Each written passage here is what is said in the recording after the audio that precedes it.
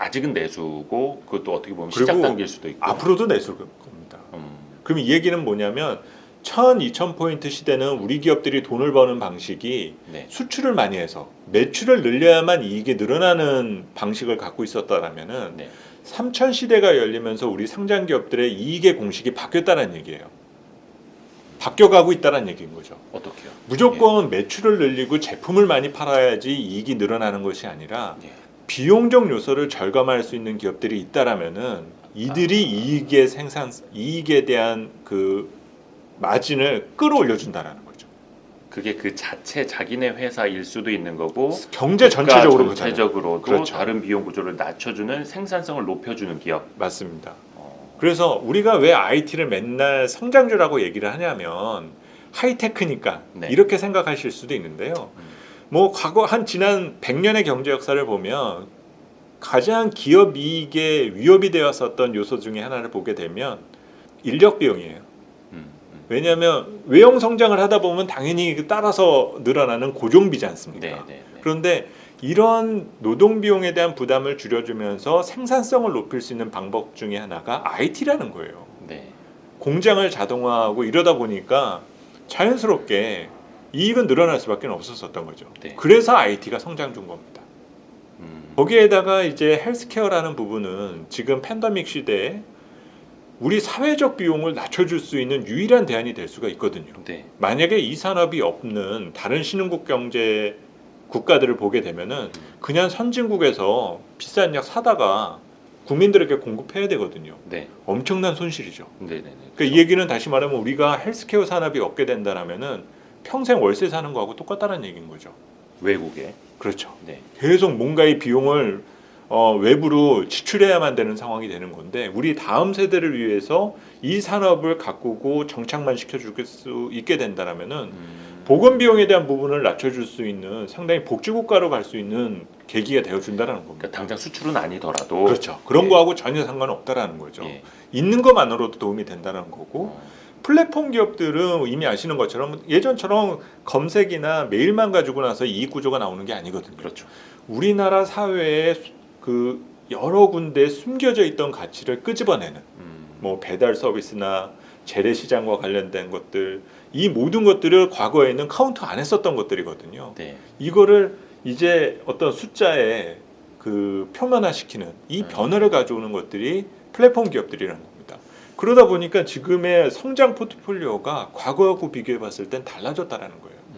그래서 시장에 대한 확장세나 지금의 이 기조 자체가 계속될 수 있다라는 믿음을 가질 수가 있게 됐다는 거죠. 어떤 이제 경제 전반적인 구조적인 변화도 그렇죠. 그게 아주 같이 크다라고 봐야 볼 수 되는 있습니다. 거고. 그 최근에 이제 나온 뉴스가 2020년 취업자 수 감소. 네네네. 이게 1998년 IMF 외환위기 직후 이후에 제일 많이 줄었다고 고용자 수가. 네네네. 그러니까 이제 경제 전반적으로 봤을 때 우리나라 인구 구조도 그렇고 고용 상황도 그렇고 다 안 좋아져 가고 있는데 그래서 센터장님이 하신 말씀인즉슨 어떤 볼륨, 매출, 크기 이런 양적인 성장보다는 질적으로 개선을 시켜나가고 그걸 이제 선도하는 기업들에 조금 더 포커스를 둬야 된다. 그렇습니다. 그리고 우리나라의 그 전체 사회 전반의 이런 체질 변화와 또 최근 들어서 왜 투자자들이 그 시장 참여자들이 이렇게 투자에 열광하는가? 네. 이것도 생각을 해봐야 되는 거거든요. 그러니까 한국 경제의 다음 스테이지를 위해서 필요한 부분이 바로 지금 이거다라는 겁니다. 사실 인구 구조학적으로 경제활동 인구가 줄어드는 거는 어떻게 조정할 수가 없어요. 그렇죠. 뭐 하루 이틀 만에 되는 일도 그렇죠. 아니고. 예. 하루 이틀 만에 되는 것도 아닐 뿐더러 그렇다고 이거를 문제를 해결하기 위해서 뭐 어떤 청년 고용 문제에 대한 해결 아니면은 은퇴 연령을 늦춘다거나 이런 식으로 조정할 수 있는 문제는 아니거든요. 네. 근데 문제는 현재의 사회가 단순히 근로소득, 노동소득만으로 자산 증식에는 이제 한계가 드러났다라는 거고 네. 투자 활동으로 그것을 보완해 주게 된다라면 네. 경제 활동 인구가 늘어나는 효과가 나온다라는 거예요. 나는 평소에 근무 시간에 9시부터 오후 5시까지 직장에서 일을 하게 되면 노동소득이 발생되죠. 네. 하지만 해외에 투자해 두면 내가 자는 동안 또 다른 나의 아바타가 어딘가에서 돈을 벌고 올 수 있다라는 얘기가 됩니다. 네. 그렇게 된다면 이거를 장기적으로 보았을 때 우리 경제활동 인구가 오히려 늘어나는 현상을 가져다 줄 수 있다라는 거예요. 그렇기 때문에 최근에 투자도 많이 해야 되는 거고 우리 공적 기관들도 과거 일본도 그랬었잖아요. 네. 일본도 그런 장기 불황의 극복을 하기 위해서 뭐 내수 경제라든지 아니면 수출이나 이런 구조적 문제를 해결하지 못하게 된다라면은 축적된 자본을 들고 나가서 돈 벌고 들어와야 된다라는 거죠. 그래야지 우리 다음 세대가 고생을 조금이라도 덜 할 수 있는 복지 환경을 만들어 줄 수가 있게 되는 부분이지 않습니까? 그 변화에 현재 시간선상에 되어 있다 보니까 현재 자산 시장에 대한 반응이 이렇게 뜨겁다라고 보실 수가 있다라는 거죠. 그렇죠. 그러니까 뭐 연봉 5천만 원인 사람이 어떻게 해서는 자산 이제 5천만 원 만들어서 그 5천만 원이 또 일하게끔 하면은 그래서 이제 다들 많이 뛰어드시는 거죠. 뭐. 그렇습니다. 이제라도. 그리고 이게 투자라는 것이 결국 이번에 꼭 정착됐음은 싶어하는 부분이 투자라는 건 때가 있다라고 항상 좀 생각들을 많이 하시고 특히 주식은 때가 있다라고 생각들을 많이 하세요. 그리고 그 시기를 놓치게 되면 네. 이 시장은 쳐다도 봐서는 안 된다. 그게 약간 네. 부동산에서 오는 트라우마더라고요. 그런 것도 있고 여기서 사실 놓치면 안 된다. 과거의 레코드가 그래 왔었기 때문입니다. 예. 그리고 우리나라의 경제의 특성상 우리 경제는 물가 상승 압력이 커져야 경제가 좋아요. 그런데 지금은 저물가 시대잖아요. 그쵸. 그러니까 그런 게 잘 그려지지가 않거든요. 네네. 그래서 빨리 시장에서 들어갔다가 나올 준비를 해야지만 성공한 투자가 될 수 있어라는 생각들을 갖고 계시는데 네. 문제는 지금의 변화의 어떤 가장 중요한 부분 중에 하나는 지금의 제로금리 환경이 언제까지 지속될지를 우리가 가늠하기가 어렵다라는 거예요. 그러면 여전히 투자의 시간적 측면에서 놓고 봤을 때는 여전히 초반부일 가능성이 조금 더 크다라는 점입니다. 그래서 나의 미래 자산을 보존하고 지키는 데 있어서 지금의 어떤 투자라는 것은 선택이 아닌 필수가 될 수밖에는 없고 그리고 뭐 기회를 놓쳤다라고 생각하시는 분들도 많이 있을 수가 있는데 사실 모든 투자자들이 다 똑같지는 않거든요. 네. 뭐 이제 사회에 진출하신 분도 계실 거고 어떤 분은 이제 은퇴를 얼마 안 앞두고 계신 이런 분들도 계실 텐데 네. 각각 차별화되어 있는 전략을 가지실 필요가 있어요.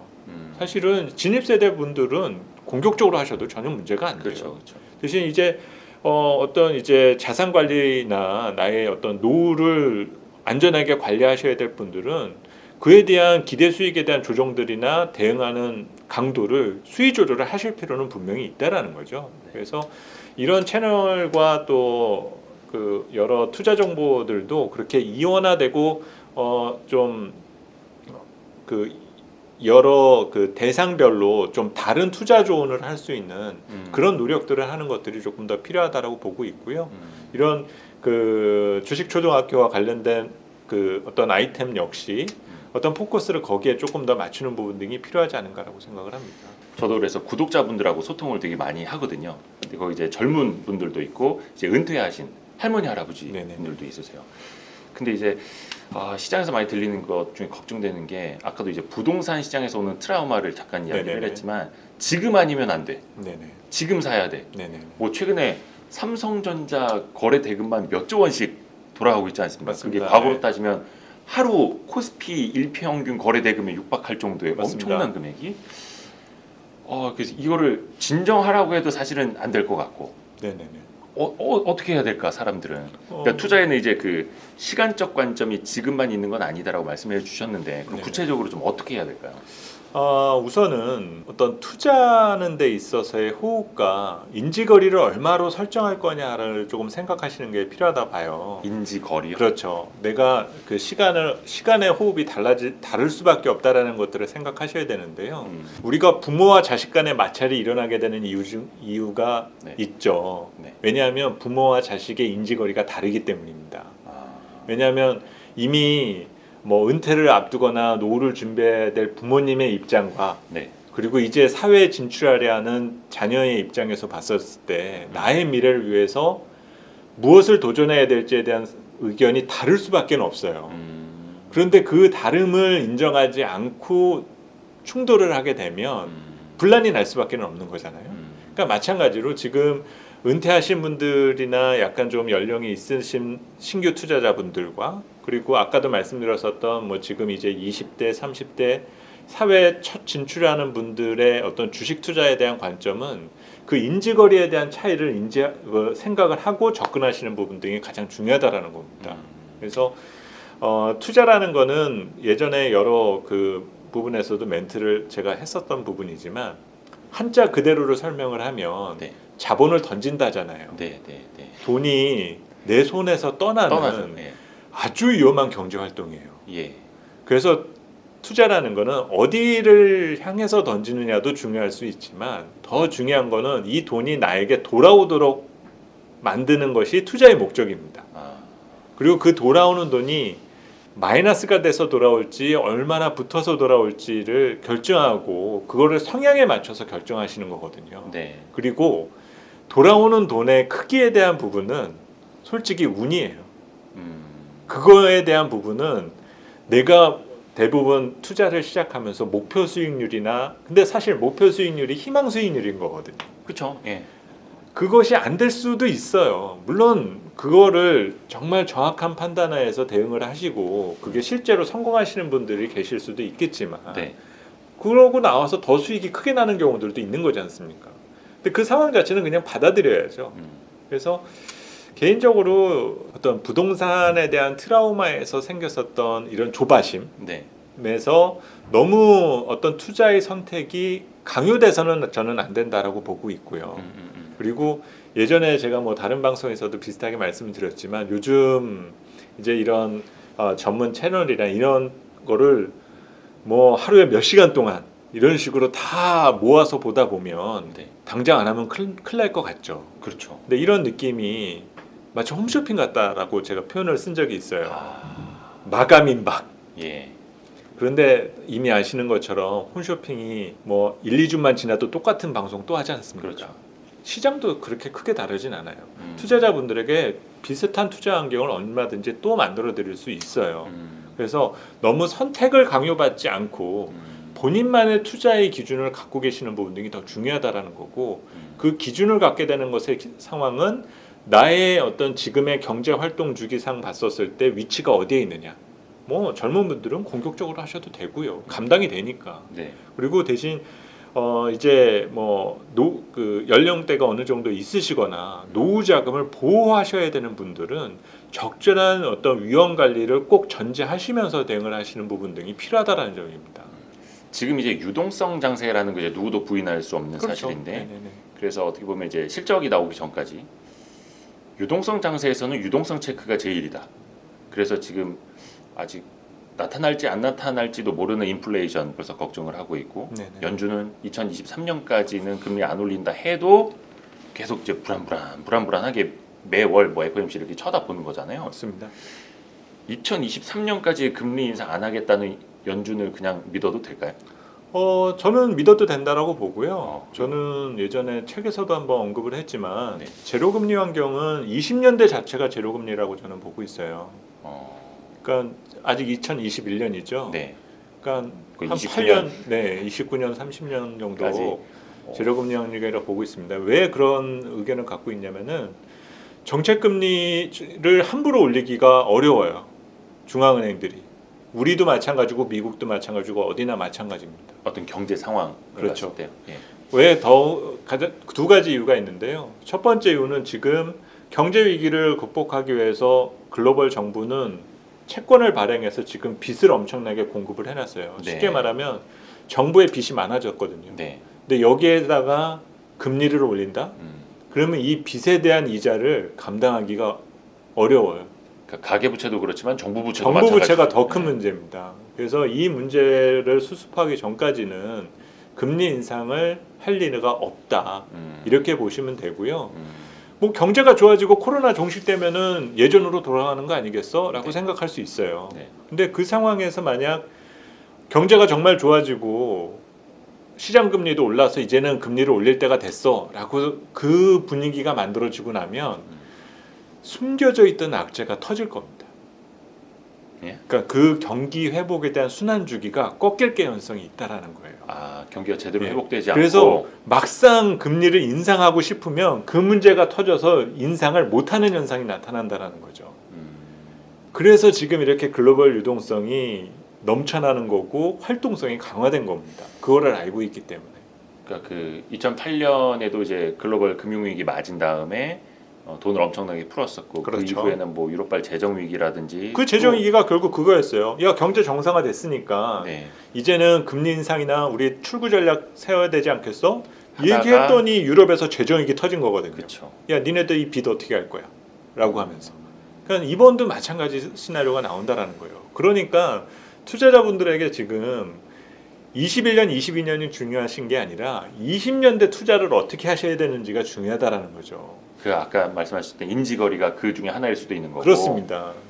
그러면 저도 앞으로 10년 이제 투자. 저도 40대 후반인데 네. 50대 후반까지 저의 삶을 어떻게 개척해 나가야 될 건가? 그리고 뭐 저는 자유롭진 못하지만 뭐 저의 퇴직연금이나 이런 것들의 배치를 어떻게 해야 될 건가? 이런 것들을 저도 개인적으로 고민하거든요. 그러니까 마찬가지로 모든 시장 참여자들이나 경제활동 주체들은 앞으로 10년에 대한 이 그림을 그려나가시는 것이 보다 중요할 수가 있다라는 거예요. 그리고 그 사이사이에는 지금처럼 좋기만 하지는 않겠죠. 제가 아까도 경기 확장세가 이어지다가 두들겨 맞는다고 말씀을 드렸잖아요. 네. 지금 실물 경제는 무증상 경기 침체가 있어요.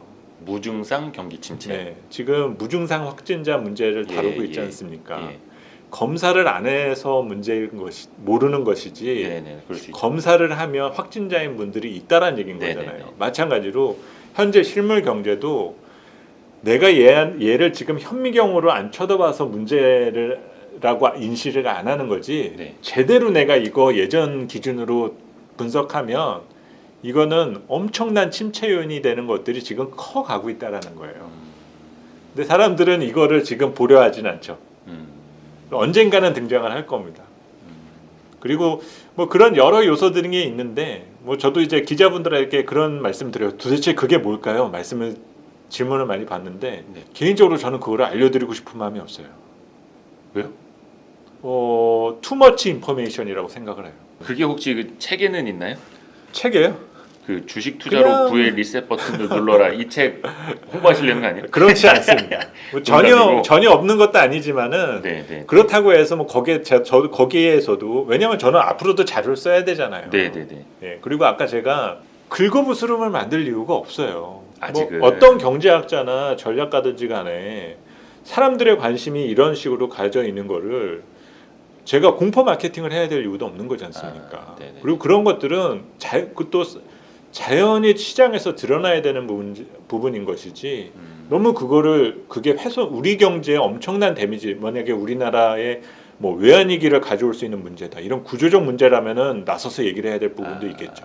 근데 저는 그 요소 하나 등이 우리 경제에 구조적 문제를 가져올 문제까지는 아니다라고 봐요. 그렇기 때문에 그냥 이제 머릿속에는 계속 입력을 해두고 중간중간에 체크는 계속적으로 해야죠.